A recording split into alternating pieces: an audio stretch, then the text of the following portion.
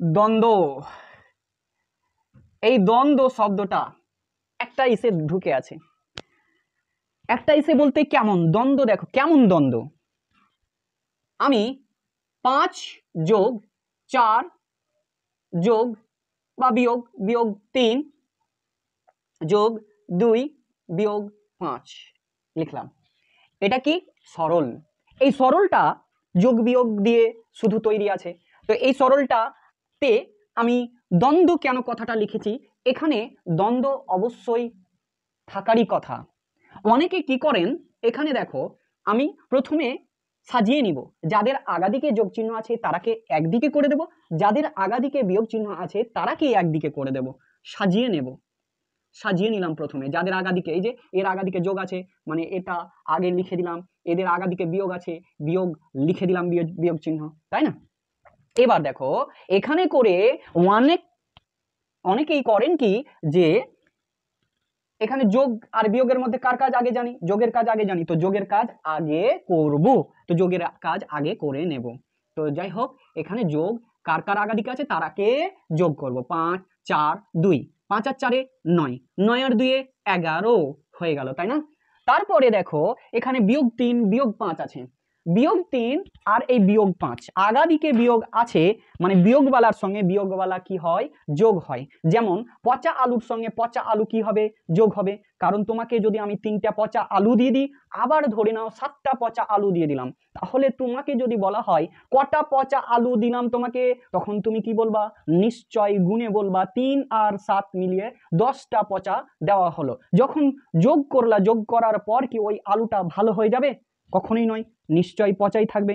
তার মানে আমি ধরি কি যাদের আগাদিকে বিয়োগ চিহ্ন আছে তারা পচা আলু ধরে নাও, 3টা পচা আলু আর 5টা পচা আলু, তাহলে যোগ নিশ্চয় করতে হবে, কটা পচা আলু হলো, পচা হলো মানে বিয়োগ চিহ্নই থাকবে, তার মানে 3 আর 5 8 হয়ে গেল।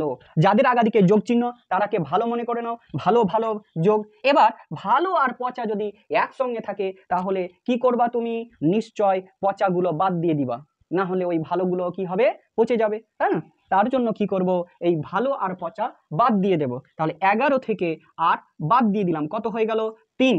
কিন্তু অনেকে কি করেন যে এখানে এর আগাদিকে বিয়োগ আছে, এর আগাদিকে বিয়োগ আছে, বিয়োগটাকে সামনে নিয়ে এটাকে বন্ধনীর মধ্যে রাখা, কিন্তু এটা আমি মনে করি রং ক্যালকুলেশন।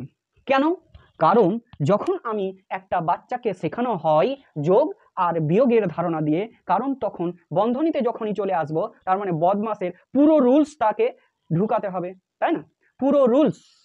আর এখানে বন্ধনী দেওয়া নেই, আমরা জানি বন্ধনীর কাজ আগে আসি মানে আগে করতে হয়, অথচ এখানে বন্ধনী নেই, বন্ধনী পরে দিয়ে দিচ্ছি, আগে বন্ধনী ছিল না, বন্ধনী যদি আগে থাকতো তাহলে বন্ধনীর কাজ আগে করতাম, কিন্তু সেকেন্ড লাইনে আবার বন্ধনী দিয়ে দিলাম, তো কাজটা জটিল করে দিলাম না, আরো নিশ্চয়ই কাজটা জটিল করে দিলাম, আর বন্ধনী দেওয়াটা ভুল হয়ে গেল। হঠাৎ করে দরজা কোথা থেকে চলে আসলো, তাই না, দরজা ছিল না, আবার হঠাৎ করে দরজা কিনে নিয়ে আসলাম, তাই না।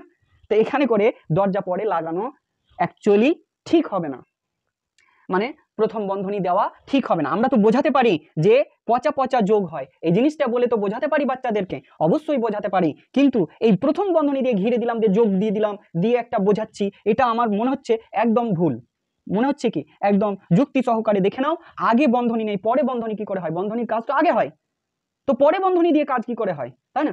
এই জন্য আমি এটা তুলে ধরলাম, এই জন্য কথাটা প্রথমেই বললাম যে দ্বন্দ্ব, এই দ্বন্দ্ব কথাটা বললাম যে দ্বন্দ্ব কিসের জন্য, এই দ্বন্দ্ব এই জায়গাটাতেই হয় যে কখনো কেউ প্রথম বন্ধনী কাজে লাগায়, আবার কেউ এমনিতেই করে, তবে এটাই বলবো যে প্রথম বন্ধনী লাগানো যাবে না, একদম রং প্রসেস।